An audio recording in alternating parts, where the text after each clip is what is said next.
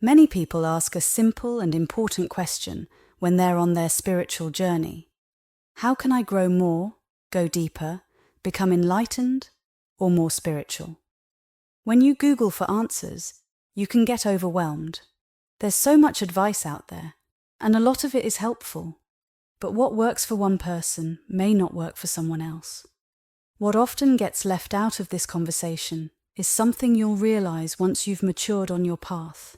At first, you might want to feel good, gain respect, seem spiritual, or make sure you're going to heaven when you die. But eventually, those desires fall away, and you're left watching those thoughts. This is where the concept of the spiritual ego comes in.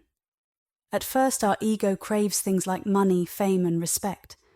Then, as we get more into spirituality, the ego shifts, wanting to be seen as holy or close to God. But at the end of the day, it's still the same I. The ego is still focused on me, wanting to be special or better in some way. The real growth comes when you understand that this I is the issue. No matter how spiritual your desires, as long as you're stuck in that I, you're still separating yourself from the universe. This is what Jesus meant when he said, "You must die to be reborn." He wasn't talking about physical death, but the death of the ego, the part of us that identifies with our body, our thoughts, and our emotions. At some point, you realize that holding on to I, me, mine keeps you stuck. You're not really a human being. You're the awareness that observes the human experience. When you defend yourself or feel hurt by what others say, that's your ego at work, trying to protect that sense of self. It thrives on the idea that you're separate from the world. So how can you merge with the universe or be one with others when you're still holding on to I, me, and mine? When you're focused on your preferences, beliefs, and values, you're not expanding beyond yourself. The I just keeps changing its appearance, but it's still the same I at the center of it all. The real transformation happens when you let go of that and become the witness, the pure consciousness that observes without attachment. So at first, your spiritual journey might seem focused on improving yourself. You may ask questions like, am I doing well? Am I meditating enough? It's normal to think this way, but the key thing is to notice that you're still using the word I. You're still centered on yourself, even in spiritual practice. Meditation and other techniques are amazing and they do help. But when you ask someone who's been through it, am I meditating enough? There's that same focus on I. Why do you meditate? The goal is usually to go beyond the I, to rise above your personal self. But often it still becomes about I, me, and mine. You might feel like you're progressing, and maybe you're becoming a kinder, more peaceful person. That's great. But true spiritual growth isn't just about becoming a nicer person. It's about going beyond yourself. The real challenge is to let go of what ties you down, the things that keep you stuck in focusing on your own identity. As long as you're focused on yourself, you can't truly connect with something greater, like God or the universe. You can't know God while you're stuck knowing you. Why? Because you're just one small part of the whole and God is everything. If you're constantly focused on your tiny self, you can't fully experience the bigger reality. Sure, you might understand all this intellectually. You might be able to recite spiritual teachings or quote religious texts. But again, that's still about you being smart or knowledgeable. The real point is this. One day you'll reach a place where you're done with your own self-centeredness. How do you get there? You realize that it's not about getting what you want or avoiding what you don't want.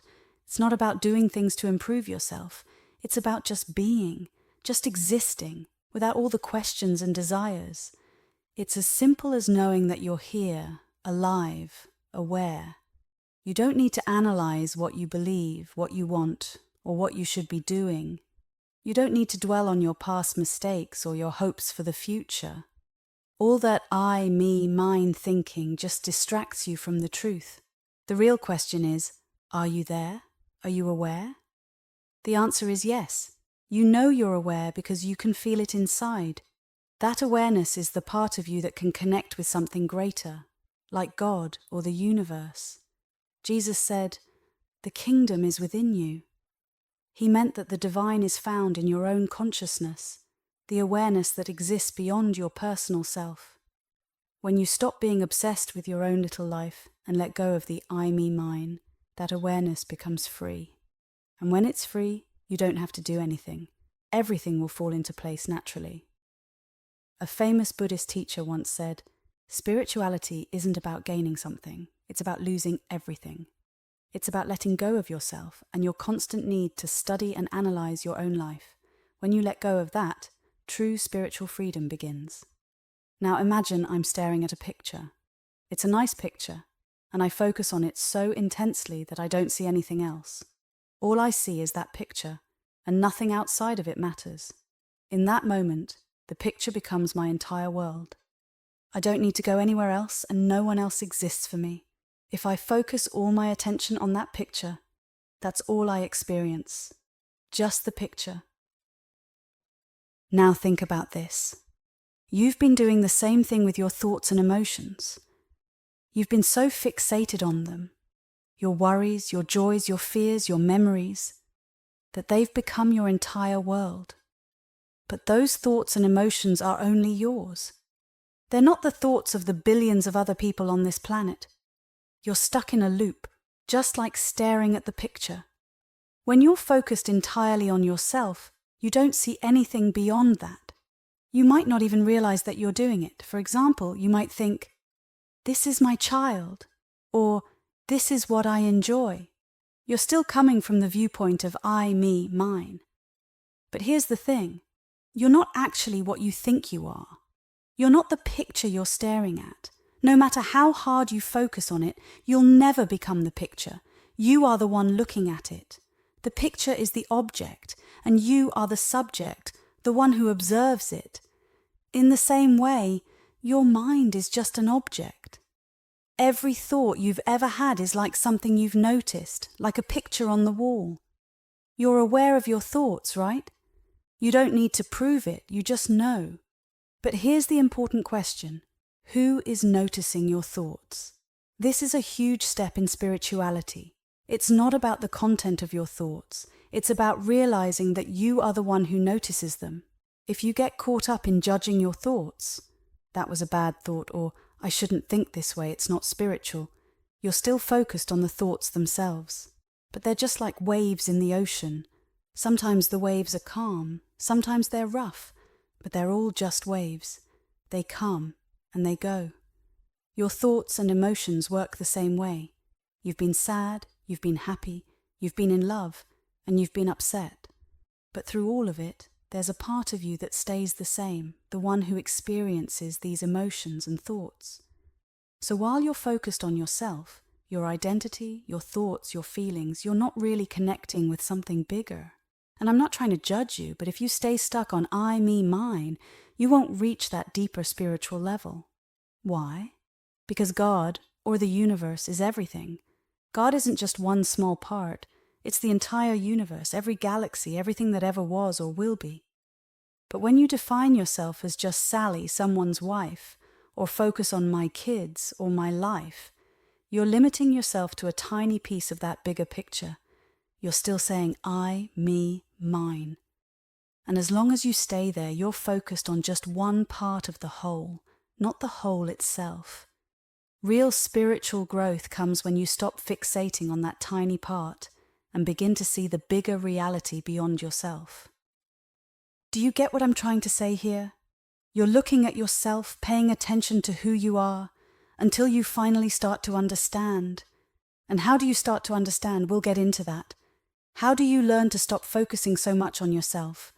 Because let's be real, you're stuck on you. And most of the things out there, most of the advice or teachings, they don't help you move away from yourself. I'm not saying there aren't deep teachings out there that go further, but most of the stuff you come across, it's all about you being more comfortable with yourself, enjoying yourself more, and staying focused on you. That's what a lot of life coaches do. They teach you how to be happy by making your life about you. How can you find something that brings you joy? How can you get into a relationship that makes you feel complete? Basically, how can you stay busy being yourself and enjoy that whole process a little more than not enjoying it? That's what it's about. You're told you'll be happier if you have more money. You'll be happier if you're married. You'll be happier if you're single. You'll be happier if you have kids, maybe 2 of them. But if you look closely, you'll see everyone is stuck in this mindset. Our entire culture, society, humans in general are all tangled up in the idea of I, me, mine. And what they're teaching you is how to stay tangled up in that mindset and feel better about it instead of feeling worse. Ever heard the phrase, "He who dies with the most toys wins"? That's just plain ridiculous. Here's the truth. No matter how many toys you've got, the person with the most toys still dies. So what's the solution? You wake up. That's what we call waking up. Now don't get me wrong, just because we're talking about this doesn't mean your obsession with yourself is suddenly going to disappear. But if this conversation gets you to start noticing the patterns, there it is. I, me, mine. There it is. What I want, what I don't want, what I like, what I don't like. What should I do about what I like? What should I do about what I don't like? Then you're waking up a little. It's super busy inside your head, constantly chasing what I want, what I like. And the crazy part? People don't even realize that I is the real problem here. It's like a dirty word. Why? Because it's not even real, it's a lie. You are not what you're staring at in the mirror. You're not your thoughts. You're not your personality. You're not your emotions. You're the awareness behind all of that. But since you're so stuck on these things, nobody talks about it. Nobody looks at it from this angle. Instead, all you're taught is how to make yourself feel good while you're stuck focusing on this false sense of self. How do you make the self you think you are feel happy? Can your ego be happy? Sure, it can be, as long as it gets what it wants. But how do you know what your ego even wants? Simple. It makes it up as it goes along. You decide what it wants, then you chase after it. And when you get it, you say, "Look at me, I'm successful. I'm living a good life because I'm happy." You get into a relationship, and it feels perfect. You think you've met your soulmate, right? Then you learn something about their past, like maybe they killed someone. Suddenly, they're not your soulmate anymore, and you realize you were wrong. Can your mind change its mind? Absolutely. Can you have trouble making decisions? People bring that up all the time, how hard it is to make decisions. I don't even like talking about it.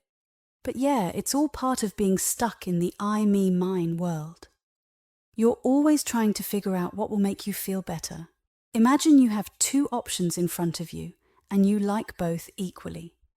Now you might say, which one do I pick? But it doesn't really matter. If both options are good, the choice shouldn't feel like a big deal. You could just say, take that one or take this one. It's not really a decision because, in the end, both options are fine. But if both options make you feel bad and you still can't decide, then it shows you really don't understand anything deeper. Your mind is always trying to figure out what's going to make you feel better or worse, and then you try to choose the option that will make you feel like you're doing better in life. If something looks like it'll make you feel worse, you won't choose it, right? So you're not truly making decisions based on freedom or understanding. You're just stuck in this constant loop of what your ego tells you to do. The next time you have to make a decision, just pay attention to how it works. Let's say you're trying to decide whether to stay in Florida or move to California. You start thinking, well, it's really hot in Florida. So you don't like the heat? Some people love the heat, but you don't. So you say, okay, I guess I don't want to stay in Florida. Then you think, well, California is more liberal or conservative, and I'm more liberal or conservative, so maybe I should go there. What are you doing? You're just trying to find the choice that will make you feel more comfortable, that will cause you fewer problems, or that will help you do better financially. That's how the mind works. You're trying to make decisions based on what will make you feel better in the long run. And that seems logical, right? It feels like the smart way to make choices. But here's the thing. That logic only makes sense if you think you are your ego. If you believe you're that part of yourself that feels uneasy, that's always seeking comfort and trying to avoid discomfort, then yeah, making decisions to feel better sounds perfectly reasonable. But if you understand who you really are, you'll start to see things differently. You'll realize that you are not your ego. You're not those constantly shifting emotions or thoughts. When you get to a better place inside, where you can observe the ego without being caught up in it, things start to change. At that point, you'll feel something pulling you in a different direction, a higher energy, a divine force pulling you back toward your true self, not down into the ego's trap. This divine energy lifts you up, while your ego always tries to pull you down into its endless demands and desires. When you stop fixating on your ego, stop staring at it like it's the only thing that matters, you'll open up to something greater. It's like if you stop staring at a picture on the wall, you might suddenly notice the beautiful scenery outside the window. That's where God, or your higher self, is. It's in the part you're not looking at because you're so busy staring at yourself. As long as you're fixated on your own ego, your problems, and your desires, how can you see your true divinity? Yes, it's true, God is within you. Yes, it's true, you are divine. You are everything. But if you're stuck staring at your body, your emotions, and your thoughts, you won't realize this. You'll think that what you see and feel is all you are. So how do you break out of that? That's where all these different teachings come in. They're all helpful at various points on your path, and that's fine. I don't usually give out techniques because the main thing I teach is letting go. But recently, someone asked me for a simple method, and I gave them one. I said, all right, here's something very simple. If you actually do it, wait and see what happens. No matter where you are, and every one of you can try this, take whatever is right in front of you, whatever task or situation is present. Now, recognize that in the entire universe, with its countless things happening, this is the one thing in front of you right now. God put this specific task in front of you, and it's for you only. No one else is standing in your exact place at this moment. Others may be around, but no one is in this precise moment like you are. That moment right there, think about it, melts my heart. You talk about devotion. This moment has never existed before, and it will never exist again. It's your private moment. It's a moment the universe designed just for you. No one else is here in it but you. But what if you don't like that moment? Or you want more than what's in front of you? That's funny, isn't it? You think, I hope this doesn't go away. That's also funny. This is what it means to be here now. There's no other moment you can be in except the one right in front of you. So, what should you do about it? You serve it. You treat this moment as sacred because it is. This is your moment, and the whole universe came together to create this moment in time and space just for you. You're the only one experiencing it, so don't miss it. What do I mean by don't miss it? I mean honor it, respect it, appreciate it. Look at the moment and realize that the creator of the entire universe made this moment for you. I get it. Sometimes you don't like certain moments and you wish they weren't happening. But they are happening, and you're there for a reason. Then there's that part of you that says, but I wanted something else. That's the ego speaking. This is the deeper teaching. Not my will, but thy will be done. You see, when you truly look at the moment and examine your mind, you'll notice it's either resisting, wanting to control, or feeling bored. That's how you're relating to what's in front of you. Are you going to push the moment away?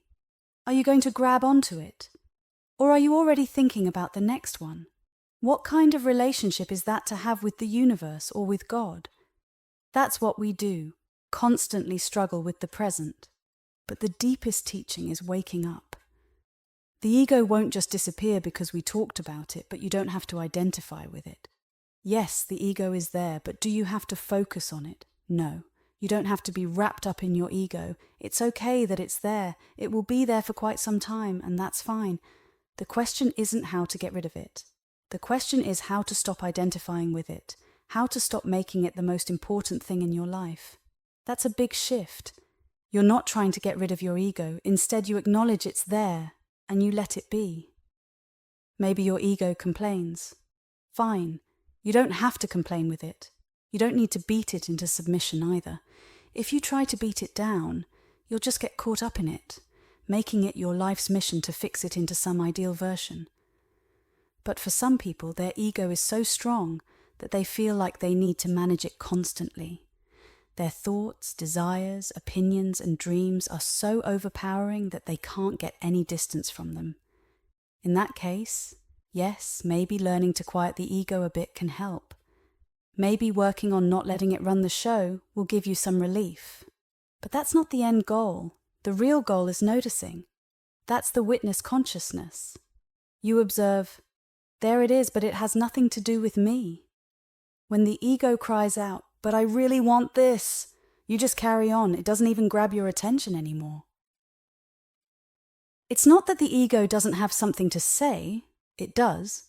But so what? Just like the wind blows and the rain falls, the ego talks. If you don't let it distract you or pull you in, you can live a spiritual life.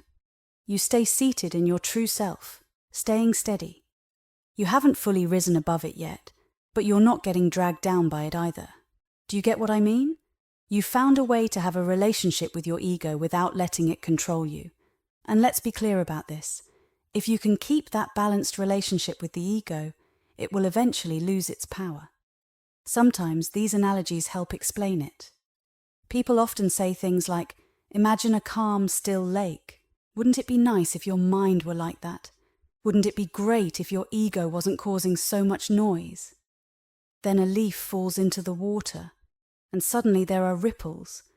That's like your ego acting up. It wants something, doesn't want something, or isn't happy about something. So what should you do about it? Do you jump in and grab that leaf to stop the ripples? Of course not. That would only make things worse. You'd just create more disturbance. But that's the mistake people make. They think they're supposed to fix their mind and ego by jumping in and messing with it. Every time you do that, you stir it up even more. Then you start feeling guilty, wondering if you've done enough to control it. People tell me, I meditate for an hour every day, but I feel guilty because I missed a day. Really? You're using meditation to make yourself neurotic. That's not what it's for. You don't need to jump into the lake and fix every ripple. What do you do when a leaf falls in? You leave it alone. You sit there, accept it, and realize that leaves fall into lakes, and they make ripples. But those ripples will calm down on their own, won't they? That's the most important thing you'll ever learn about your mind. Leave it alone. Let the ripples settle by themselves. You don't have to change anything unless you're so caught up in it that you can't step back. If you can't get some distance, then yes, maybe you need to do some things to make the mind more manageable, but ultimately, you're not trying to get rid of your thoughts or emotions. You're learning to sit comfortably in your true self and not be dragged down or distracted by them. Here's the key. At some point in your spiritual growth, you'll hit a major turning point. Right now, your challenge is to not get pulled down by your ego. But for most people, it's the opposite. They're struggling to get pulled down into their ego and satisfy all its demands. They're constantly trying to give the ego what it wants, thinking that will bring happiness. Do you get that? That's why the world is in chaos. That's why there are wars, conflicts, and so much suffering. Everyone's ego is different, shaped by different experiences, preferences, and desires. And when all these egos clash, there's trouble. I like to quote psychology sometimes. Man is the sum of his learned experiences. But that's not quite right. First of all, it's not just men, women too. And secondly, it's not the full truth. You are not just the sum of your experiences. You are the consciousness that observes all those experiences. You are the one watching the mind, the ego, and the emotions that are shaped by those experiences. That's who you really are, not the thoughts or feelings themselves. That's why you think the way you do. That's why you feel certain emotions. That's why you like the color blue, prefer certain people, or hate the idea of getting older. It's all based on the experiences you've had in life. Some experiences were good, others were bad, and over time you've developed a whole set of preferences and dislikes. Everyone has, and that's why people are so different from one another.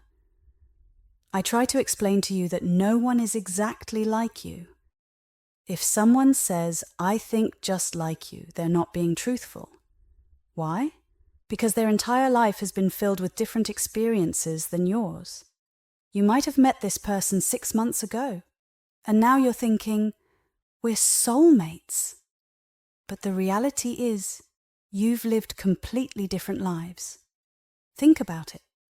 If your whole life had been filled with different experiences, how likely is it that you'd think exactly like someone else you just met? The probability is 0 minus 7 billion. Since your mind and preferences are shaped by all the experiences you've had, and no one has had the exact same experiences as you, it's impossible for anyone to think exactly like you. So what should you do with that understanding? Accept it. Respect that everyone has their own unique experiences, and don't waste energy trying to make things exactly the way you want them to be. When you try to force life to fit your expectations, it's like jumping into a lake and thrashing around, trying to stop every leaf from making ripples. You're trying to catch every falling leaf before it even touches the water, thinking that'll keep things calm. But in reality, you're just making more waves and more chaos. You don't realize what's really going on. Yes, you have an ego. Yes, you have emotions. And yes, they can be tough to deal with sometimes. If you need to do things like therapy or other practices to help yourself, that's fine. Do whatever you need to do to get by. But understand this, that's not the final answer. The real answer lies in being able to step back, sit in the seat of your true self, and observe your mind doing its thing. Your thoughts, emotions, and ego are down there doing what they do, and that's okay. Imagine literally sitting there, looking at your inner self and saying, "I'm so sorry you've been hurt. It's okay. We can deal with this." You're not trying to change the world to make yourself feel better. Instead, you're telling yourself, "I can handle this. I'm okay with what's happening." Everything I'm teaching you is about staying in that place, even though life will keep pulling you in different directions. The key is learning to let go. It's not about trying to avoid pain or discomfort. It's about being okay with feeling that pain and discomfort when it comes. Life won't always be easy, but when you learn to sit back and observe what's happening instead of trying to control everything, you'll find peace. You'll realize that you don't have to fix everything to be okay. You can just be okay right where you are. It's important to get used to feeling uncomfortable. If you can't handle being uncomfortable, you'll react poorly when things don't go your way. You might think, "I don't like what you said. I can't believe you said that. Take it back. I'm never going to talk to you again." Then, a little while later, you're like, "Oh, hey, how are you?" What's really going on is that you didn't like how what they said made you feel, and instead of dealing with it, you try to avoid that discomfort. You might even push them away or make them apologize just so you don't have to feel uncomfortable again. We all do this at some point. We try to train others to stop making us uncomfortable. But real spiritual growth isn't about avoiding discomfort. It's about learning to be okay with it. Can you, as a conscious being, just sit with your discomfort and let it pass? It's like watching a leaf fall into a calm lake and seeing the ripples spread but not freaking out, just waiting until they disappear. That's the fastest way to let those ripples of discomfort fade away. The same goes for what's inside you. If you learn to be comfortable, even when things feel uncomfortable, you won't feel the need to fix or change everything. You can stay calm and centered. But if you get pulled into discomfort, your ego takes over, dragging you down emotionally. The key is reaching a point where even though nothing has changed externally, you're still comfortable with the discomfort. That's real strength. Here's an example. Let's say you're happy with your life. You have a spouse, kids, everything is good. Then one day you take a tennis lesson, and the instructor is really attractive. Suddenly you feel excitement, maybe feelings you haven't felt since you were younger. You finish the lesson, go home and think, wow, I felt so alive today. But that doesn't mean you have to act on it or run away with the person. Instead, you bring that feeling of love home. You don't have to let the situation control you. So, not only are you learning to be comfortable with discomfort, but you're also learning to be comfortable with feeling good too. Being at peace with whatever comes your way, whether it's uncomfortable or comfortable, is where real freedom lies. Now, I want to remind you of something important. There will be times in your life when you feel completely out of place, when you're not comfortable being uncomfortable, and you're not even comfortable being comfortable. Life can pull you down so hard that you can't see a way out, but you still have to go through it. Don't let anyone tell you that you shouldn't go through tough times or that you can just avoid all hardship. That's just a waste of time. If you're facing struggles that you can't escape, if life is creating suffering or challenges, just know that it's part of your journey. You're meant to go through these experiences, and each one teaches you something you need to learn. This is why you're here. Earth is where souls come to grow. While you can work through a lot of your struggles internally and avoid creating more problems for yourself and others, there are still things you must experience firsthand. By going through them, you'll learn and evolve. Over time, you'll notice that as you face these challenges, things start to lose their hold on you. For example, you might think, if I had that new car, I'd be the happiest person alive. So you get the car, maybe even go into debt for it. But after a few weeks, it feels just like your old car. You've shown it off to everyone, but it doesn't bring lasting happiness, just like a relationship or anything else. Everything changes, and nothing gives you permanent bliss. It takes time, but this is how you become spiritually mature. You start to see that life isn't about collecting things or running away from discomfort. It's about learning to be at peace with life, whether it's hard or easy. Eventually, as you grow and mature, you'll realize that your ego, the version of you that's built from your past experiences, isn't the real you. It's just something you created. If your ego is made up of all your life experiences, who were you before any of those happened? You might say, I'm so-and-so's partner, but you were still you before you met that person, right? You existed long before these roles or experiences came along. The more you connect with the real you that exists beyond the surface, the more your energy shifts in the right direction. And let me tell you something important. You don't have to do anything because you're not being dragged down. Why? Because you're not being dragged down, even if it feels like it sometimes. Think about how many times your ego has screamed, if I don't get this, I won't survive. Or, if I get that, I'll finally be happy for the rest of my life. We've all been there, right? But the truth is, the moment you get what you thought you desperately needed, your mind immediately starts looking for the next thing. It's like, great, we're married. Now how many kids should we have? Where should we live? It never stops. The ego always wants more, and it never feels satisfied. What you need to do is step back. Learn to take a step back from the noise inside your head and the chaos around you. Stepping back doesn't mean the challenges stop. It means you learn how to deal with them better, both inside and out. When you stop getting pulled down by the endless wants and worries, you start feeling something else, this upward pull of energy. Some call it Shakti flow, and it's like the deeper part of you begins to rise up, no longer chasing after things or running away from discomfort. Instead, you start to let go. And when you do, peace comes. The energy, this Shakti, begins to rise through your being and flow through you. Now, I know this sounds a bit out there, but it's real.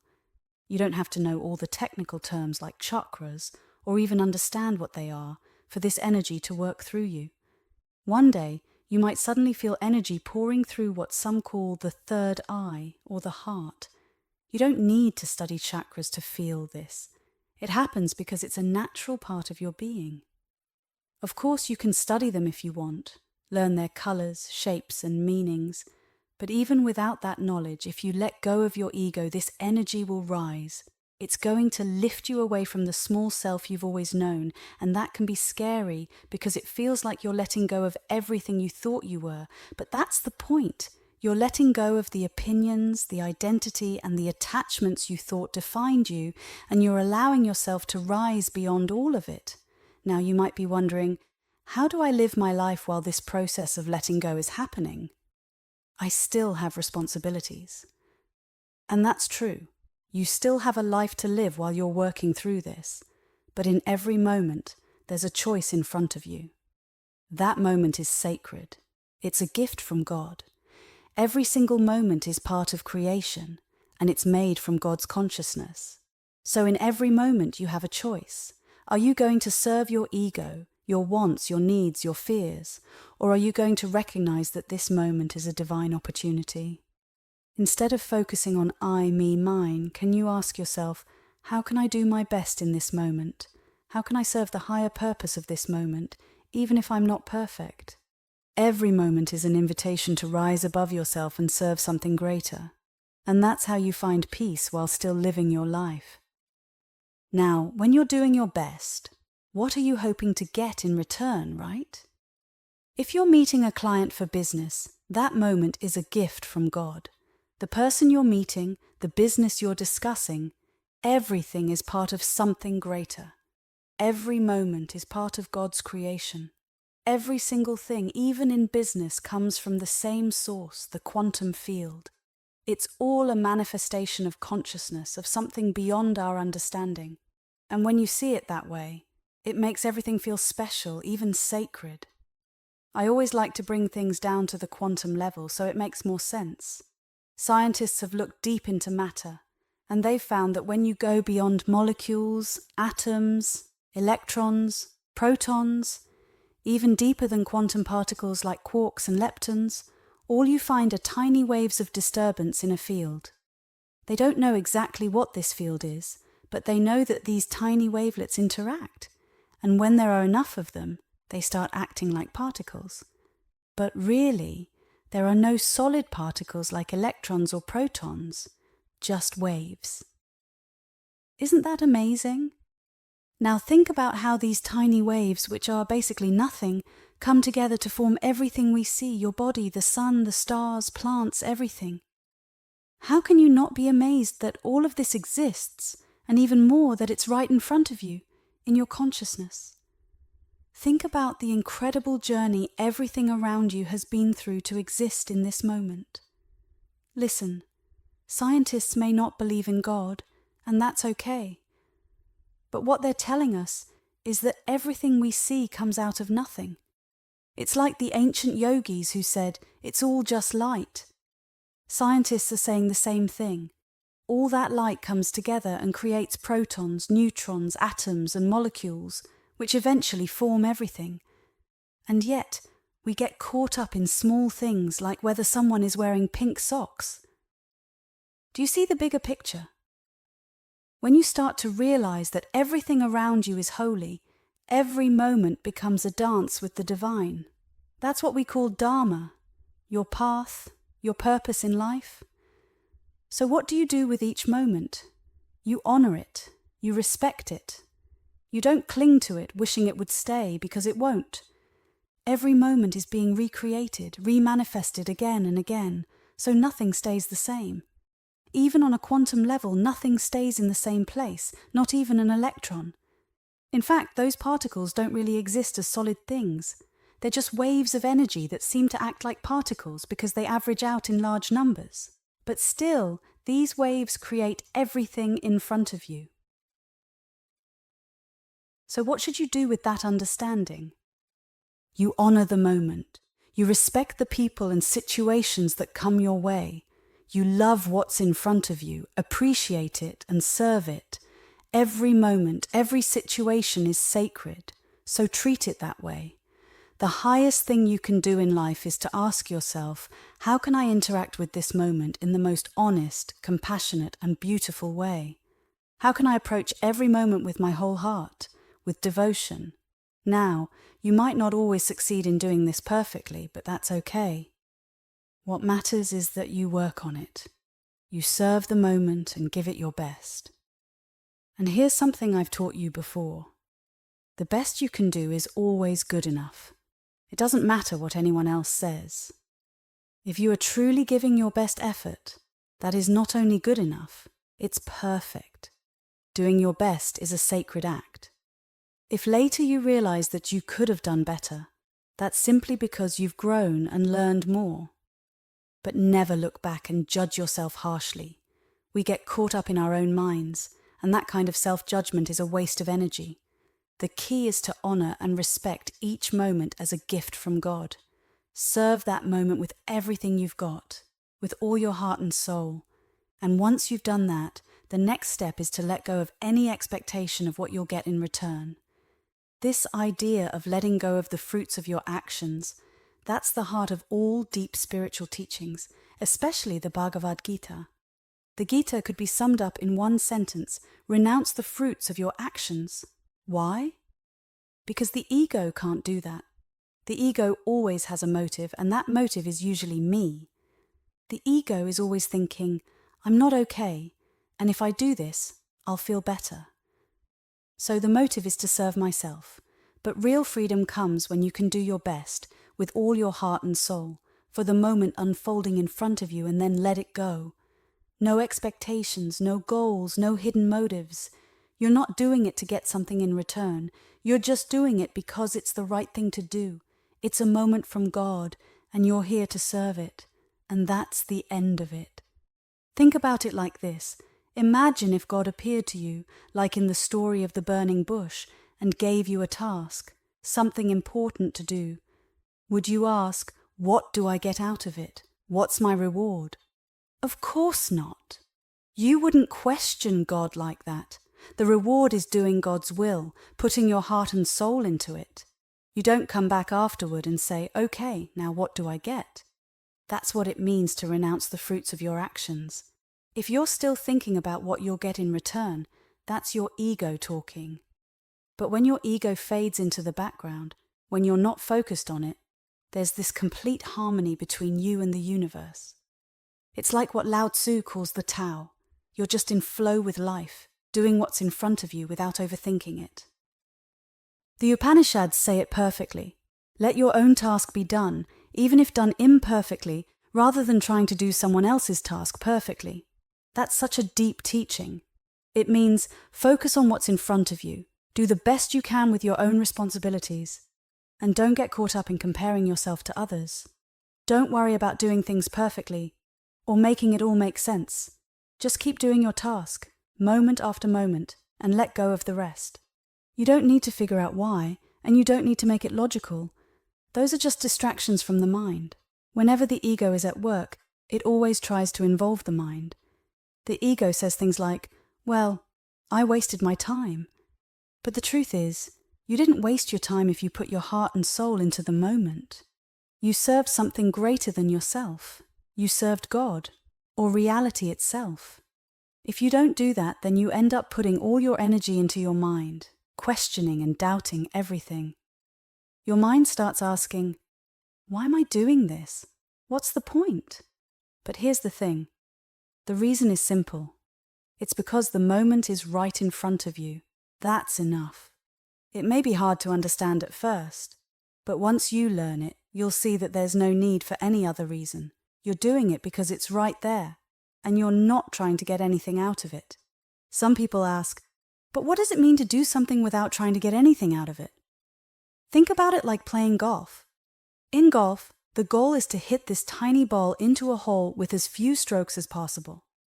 But if the goal was simply to get the ball in the hole, you could just walk over, pick it up, and drop it in. But where's the challenge in that? The fun is in the challenge, in doing your best. People keep going back to the golf course, practicing again and again, trying to improve. It's the same with any sport like football or basketball. Athletes practice for hours, not just for the reward, but to dig deep inside themselves, pull out their best, and express it. It's really a beautiful thing. Why do we have the Olympics? Think about all the athletes who train for years, all to compete and do their very best. Yes, there's a medal at the end, but for many of them, the real reward is the journey of pushing themselves, of reaching their full potential. Now imagine doing all of that, but without expecting a reward at the end. That's what a yogi does. A yogi isn't focused on medals or recognition. They do their best simply because it's the right thing to do. It's about digging deep, expressing the best part of yourself, and giving your all to whatever is in front of you, without expecting anything in return. Take a musician, for example. A true artist doesn't play music just to be heard or to sell albums. They play because they feel the music inside them. Beethoven, one of the greatest composers, didn't need an audience to feel the power of his music. Even as he was going deaf, he found ways to keep creating. He cut the legs off his piano so he could feel the vibrations of the notes through the floor. That's how much he needed to express what was inside him. Beethoven also had a nephew he was teaching to play piano. One day his nephew said, "I'm trying to do it right." But Beethoven responded, "I don't want you to do it right. I want you to play from your whole heart. I don't care if you make mistakes. I want your full being in it." That's what it means to truly live, to give your all to every moment, to pour yourself fully into whatever you're doing. That's what being a real artist or a real person is about. This is how you should approach life. Every single moment, every single second, you can choose to live like that, to give it everything you've got. If you're looking for the highest path, that's it. It's not about being perfect or getting a reward at the end. It's about honoring each moment as a gift from God or from the universe and treating it with the respect it deserves. I'm not trying to preach here, science actually agrees with me. It's a miracle that the moment in front of you even exists. I want you to really think about that. Every moment is phenomenal simply because it exists at all. That alone is enough to honor it. Life is extraordinary, and every moment is an opportunity to give your best and live fully. That's the real gift. So the way you live your life is by serving with awe, with appreciation, and with love. The most important part is that you give your entire self to whatever you're doing, without asking, "Why should I bother?" It doesn't matter if you're washing dishes, taking out the trash, or running a company. Every task is the same in that moment. These are all moments put in front of you, and you put your whole heart and soul into them, not for any reward, but simply for the sake of service. You are, in essence, a servant of something greater, God, life, or the universe. Ramakrishna, a fully enlightened being, was once asked what remained of his personal self after reaching such a high level of awareness. His answer was simple. He said the only thing left of him was being a servant of God. That was all. There was no ego, no selfish desires, just pure service. He had reached a place where nothing else mattered except that role of serving. Even science backs up this understanding in its own way. You might say, "I don't believe in God." But that's not the point here. Let's look at what scientists see when they study the universe. Using super colliders, they smash protons together and see that they're made up of quarks and leptons, and even those break down further. The deeper they look, the more they find that everything is connected and comes from something extraordinary. Whether you call it God, the universe, or something else, it's all part of this miracle of life.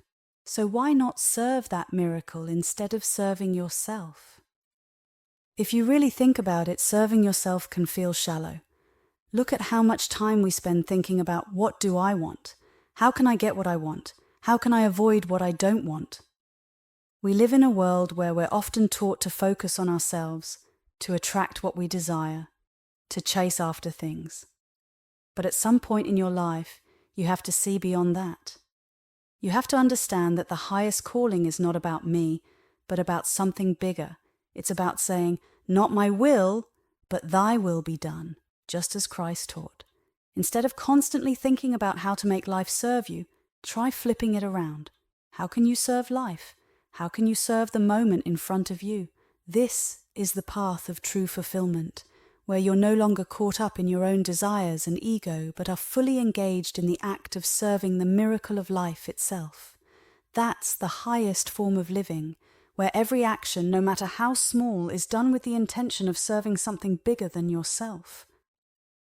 So, how do you live this way? You start by serving the moment in front of you, treating it as an expression of your relationship with something greater, like God or life itself. But the key is to serve it with everything you've got, your whole heart and soul. And remember, you won't be perfect. The Bhagavad Gita teaches that there is no such thing as a perfect act in this world. Just like smoke always accompanies fire, your actions will always have some flaws. But that's okay.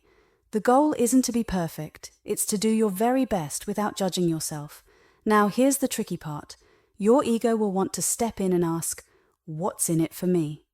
You might catch yourself thinking, I'm doing all this for God, or for this higher purpose, don't I deserve something in return?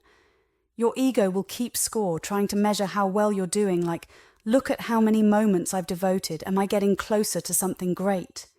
But that's just your ego, rebuilding the I, and it pulls you back into self-centeredness.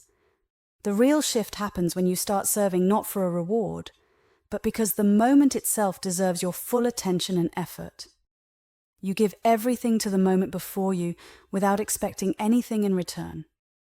You just do your best and then let go of the outcome. That's what it means to renounce the fruits of your actions.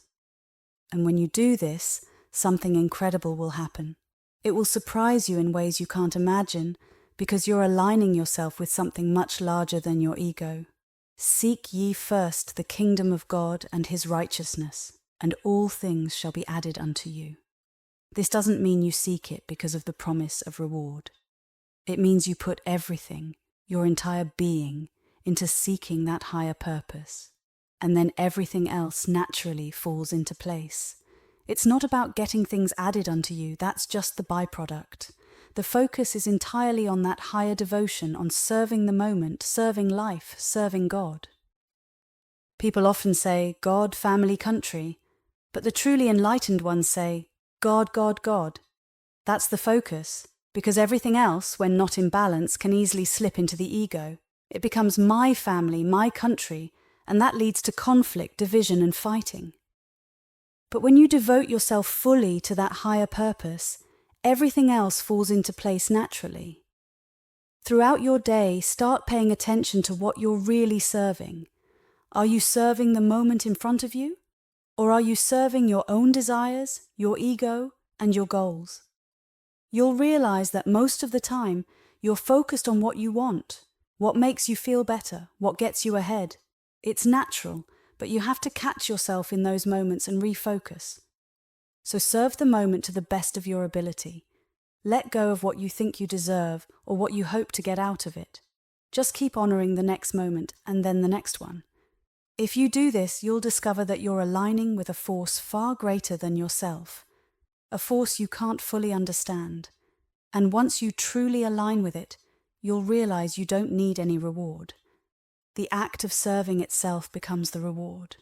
What happens is, when you stop focusing so much on yourself, you let go of that small part of you. You're spending too much time looking at yourself, at what's not really important. But when you stop doing that, you naturally start to see something higher, something greater. This is when the energy, the flow of life begins to move within you. You start to feel love and this amazing energy. A wise master once said, "What has become of me? I am filled with wave upon wave of endless joy day and night. What have you done to me?" This is what can happen to you when you stop focusing on yourself. Now, what do you do with this experience? You keep serving others and you do it even better than before. You don't need to change. The teachings go deep and they show you how to live. Yogananda, when he had a deep spiritual experience, felt as if his body became the entire universe. He was everywhere, spreading like light. Then he came back from that experience. What did his guru do next? He didn't ask Yogananda to talk about it or celebrate it. Instead, he handed him a broom and told him to sweep the floor. The lesson here is powerful. The highest path is to serve whatever is in front of you and not worry about the outcome. At first, you might not be good at it. It's like when you first tried tennis or playing the piano. You weren't great at the beginning. But with practice, you'll learn how to live a spiritual life. That's what real spirituality is. Yes, meditation will come naturally. Sometimes you might sit down to watch a movie or a game, and suddenly you're pulled into meditation without even trying. It becomes something spontaneous, something you can't avoid. Great saints like Ramakrishna had to be followed around because they would suddenly fall into deep states of bliss just by hearing God's name or seeing something divine. His body would react, and he'd be lost in ecstasy for hours or even days. But don't worry, you won't lose yourself like that. You can still take care of your responsibilities like the kids or work. You don't need to be afraid of these spiritual experiences. In the end, the focus is on serving the moment in front of you with all your heart. But you'll notice it's not easy because your mind wants something from each moment, or maybe you're hung up on the past or worried about the future. This is all the ego. If you can just stay in the moment, serving it without expecting anything in return, you will find peace. When the ego pops up and says, "Look at what I did," don't fight it. The ego is all about me, myself, and mine. If you fight it, it only makes things worse. Just smile at it and say, "Oh, there you are again." Eventually, you'll get to a point where you can laugh at it because you know its time is running out. Letting go is the key. Without fighting, without resisting, just allowing. Thank you for listening.